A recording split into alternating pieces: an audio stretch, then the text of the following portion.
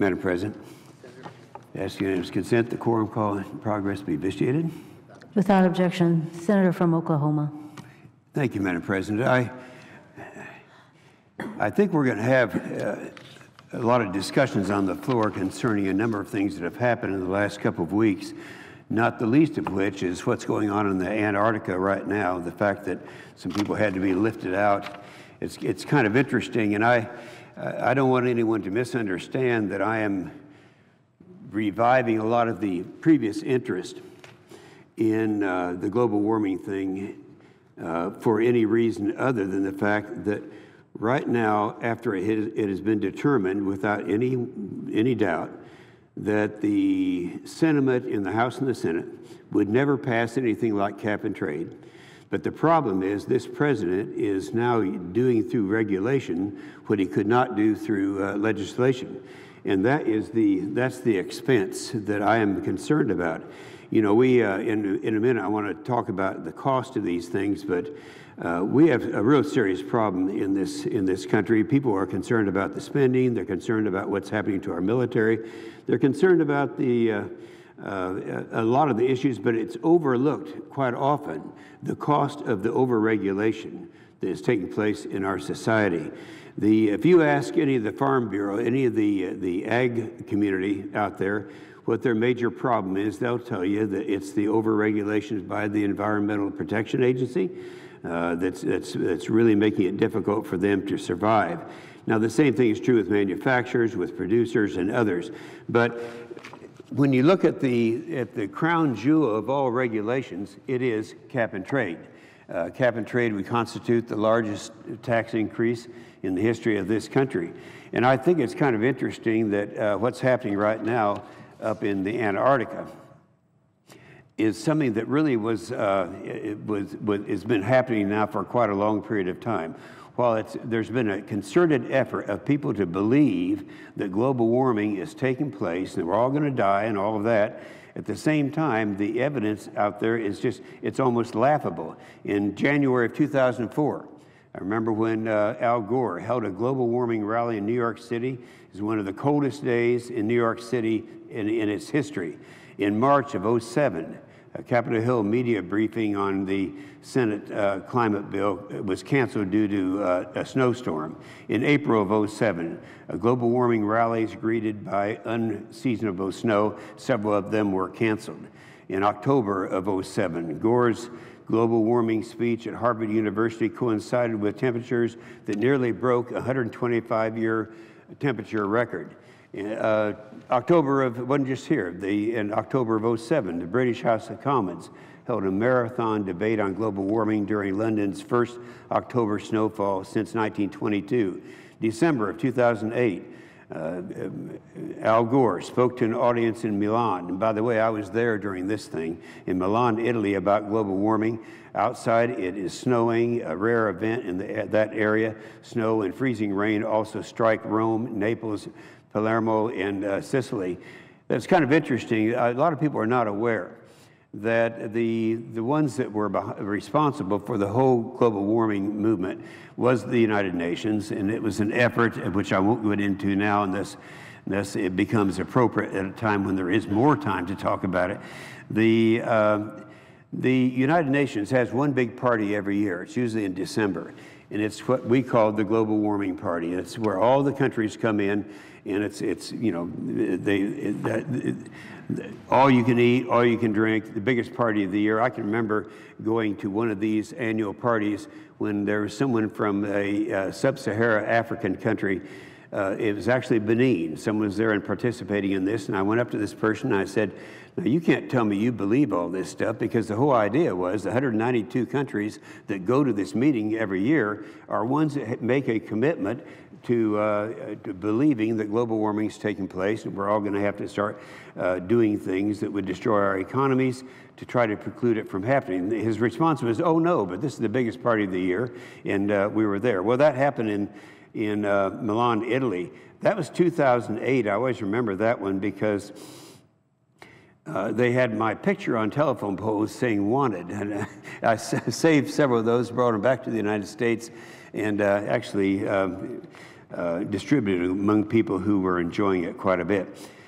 Anyway, in Milan at the time, the whole meeting there was about global warming and set records on the snow and freezing rain. And then the big, in March of 2009, Nancy Pelosi, at that time, she was the Speaker of the House, she had a big global warming rally that was supposed to be the largest one at that time ever taken place in this country, and it was snowed out. February 2010, the Senate EPW, Environment and Public Works, at that time, I was the ranking member of the Environment and Public Works Committee. They had a hearing entitled "The Global Warming Impacts, Including Public Health in the United States," and it was canceled due to a major snowstorm. This goes on and on and on. And one thing that was not on the list that should be on this list of what happened in Copenhagen in 2009. Yeah, in 2009, that was the annual party of the United Nations, and I remember it so well because people were trying to go over there and say that the United States of America is going to pass cap and trade, and we encourage all of you to do it.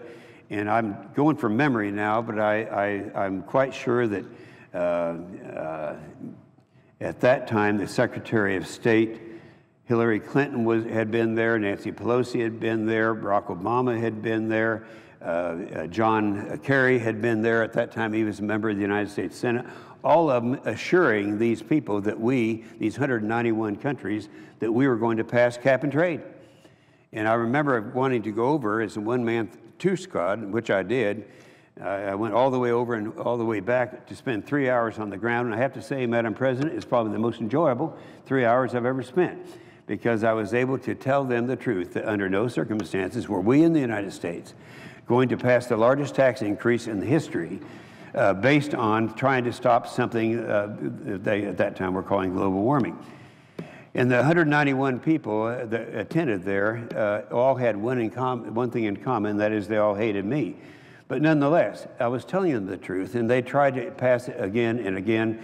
There are not probably 35 votes in the United States Senate right now that would vote for a cap and trade, which would constitute the largest tax increase in the history of this country. So now all that was taking place over a long period of time.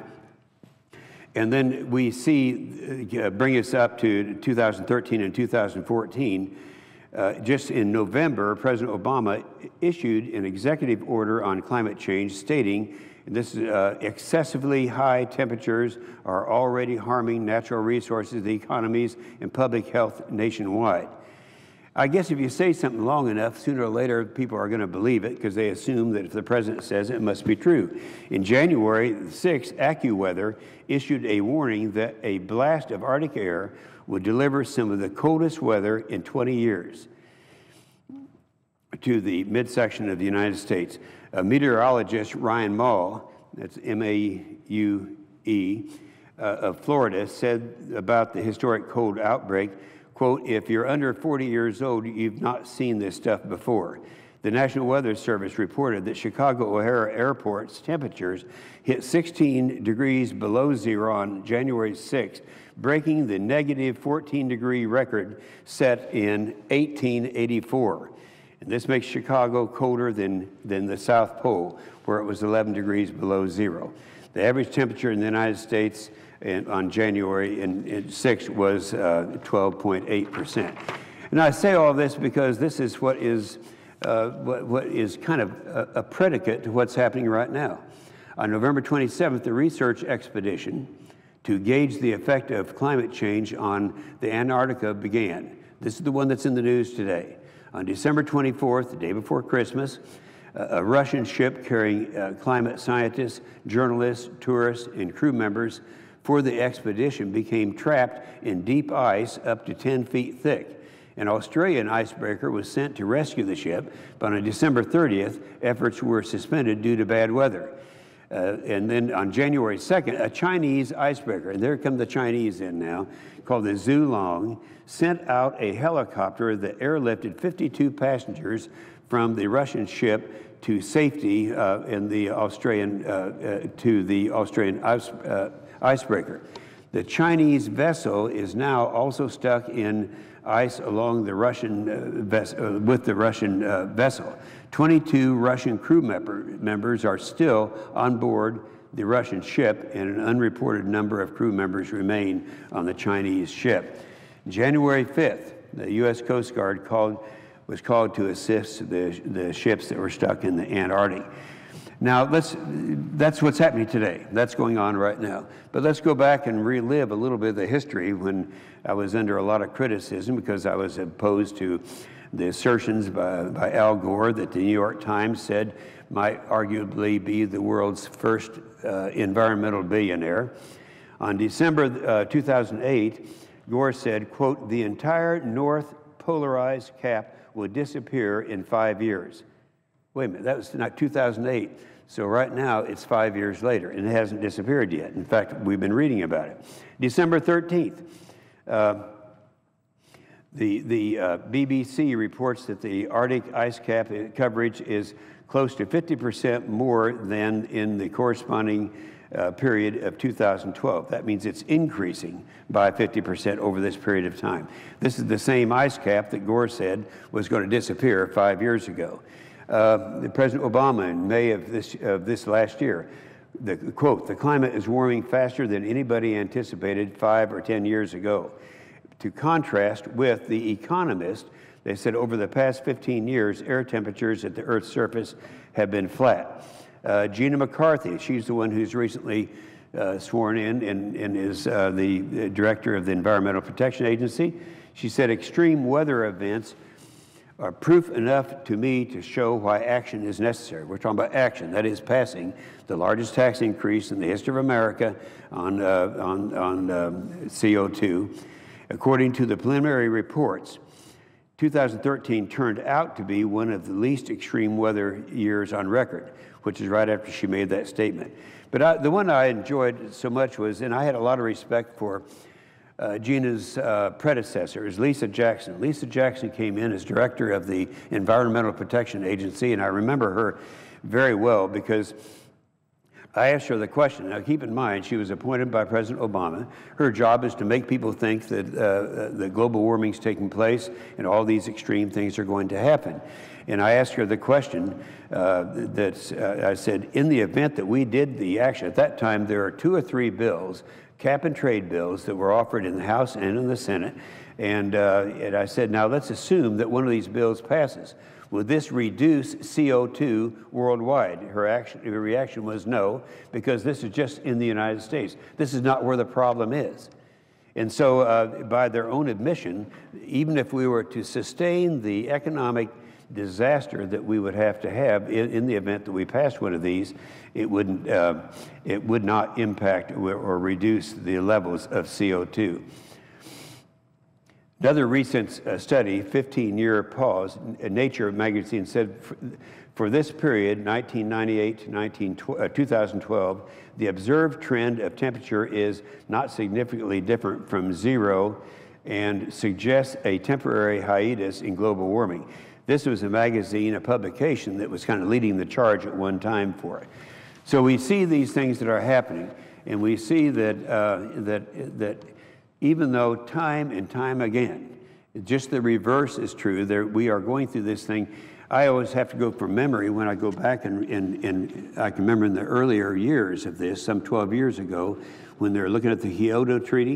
You remember the Kyoto Treaty? I say to the presiding officer, that took place and was an agreement that we would sign on to a international treaty, the Kyoto Treaty, and we would agree to reduce all of these the CO2 in this country and all of that. And of course that didn't happen, but the cost was discussed at that time. I remember back when the Republicans were a majority, I chaired the committee called the Environment and Public Works Committee. And some 12 years ago, about the time of Kyoto, I believed it was true. Everybody said that global warming is coming and we're all going to die. And so I assumed that it was true until I started exploring a little bit and hearing quietly from some of the scientists, look, the whole thing is rigged, and the science is not in the same as the United Nations would have you believe.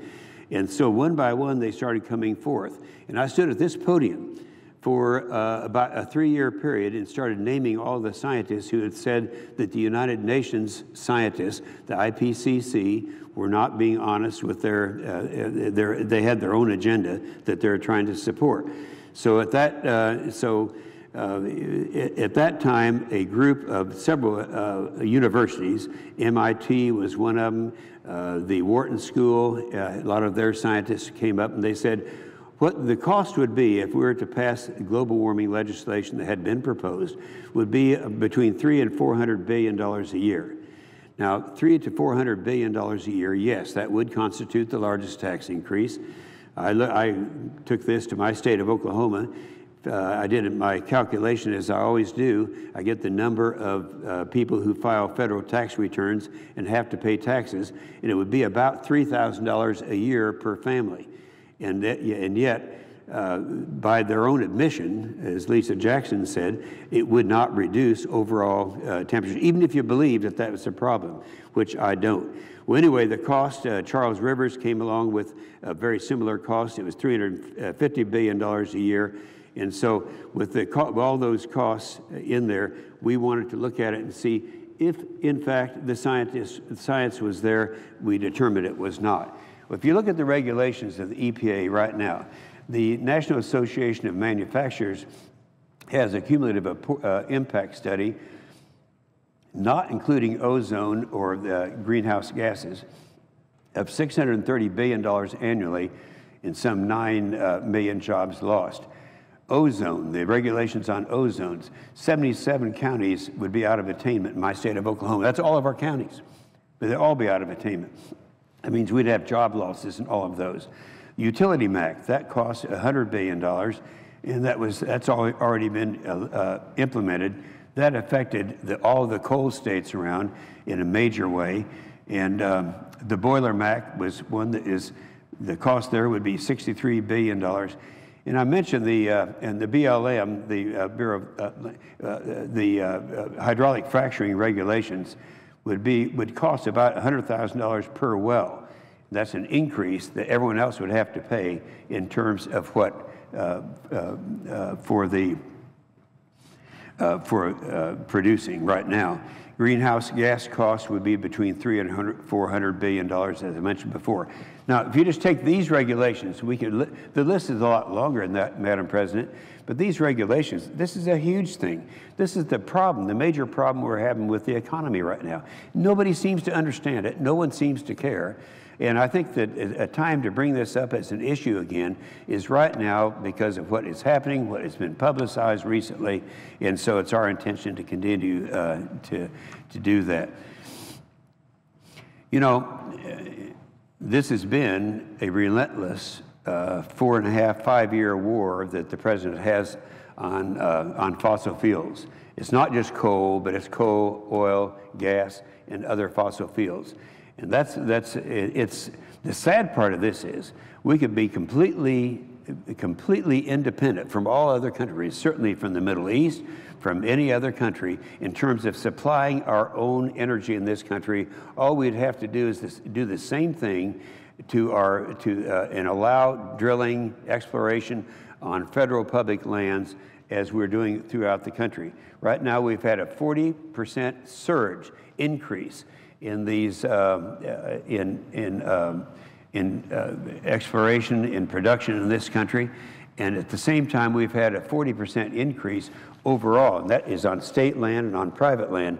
We've had a reduction on federal land.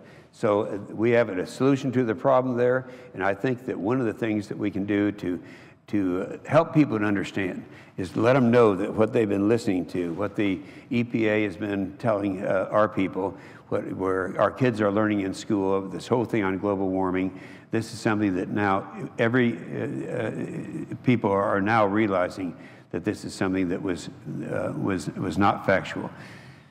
Well, you know, we are so inundated right now with problems. We have problems in Afghanistan. We have problems with our foreign policy in the Middle East. We're all concerned about Mogadishu. We're all concerned about the problems around the world. But the area that people aren't talking about is the cost of the overregulation in America that is doing probably as much damage as all the rest of the problems are doing at this time. So I only want to submit for the record that some things are happening today that I think the American people need to look at. And I think that those statements that we made, which I'll come to the floor and talk about later on, 12 years ago and 10 years ago, are now become a reality.